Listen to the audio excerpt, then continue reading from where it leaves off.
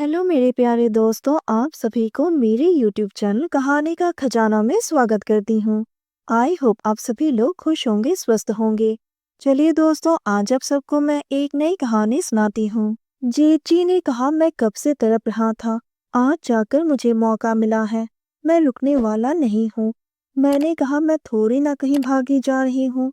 उसने कहा, क्या पता ये मौका मुझे दोबारा कब मिलेगा।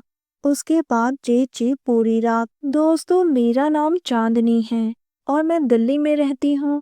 उम्र मेरी 35 साल है।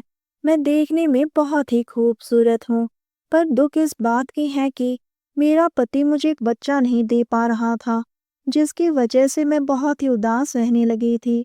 लेकिन एक दिन जेठ जी ने मेरी वो कमी भी पूरी कर दी। जब एक औरत माँ बनना चाहती है, फिर भी माँ नहीं बन पा रही है, तो वो क्या करे।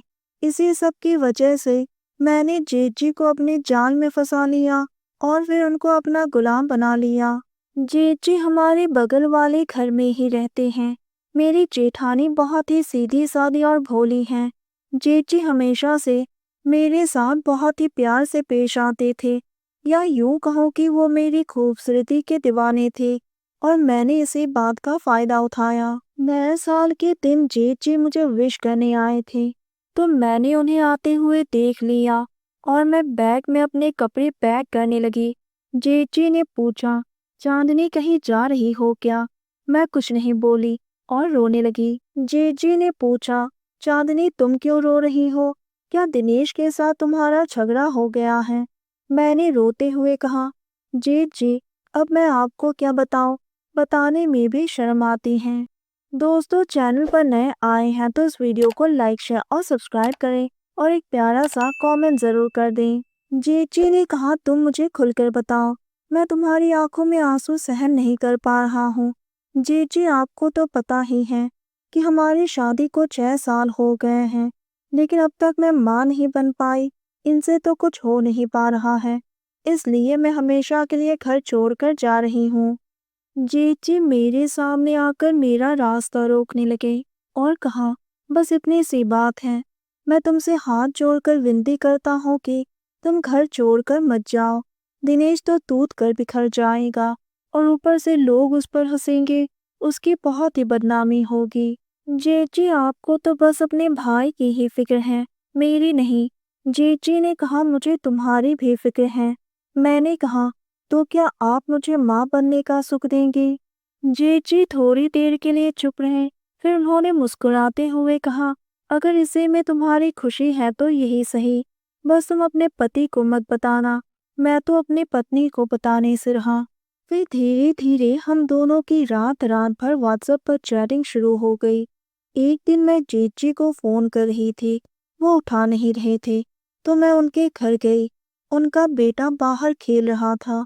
मैंने पूछा, तुम्हारे पापा कहाँ हैं? तो उसने कहा कि पापा सो रहे हैं। तो मैं जेठ जी के कमरे में गई। मैंने देखा जेठ जी लुंगी पहनकर सो रहे थे और उनका बेटा पप्पू उनके पास खड़ा होकर उनको जगाने की कोशिश कर रहा था, लेकिन वो तो खराटे लेकर गहरी नींद में सो रहा था। फिर मैं वापस अपने घर आ गई।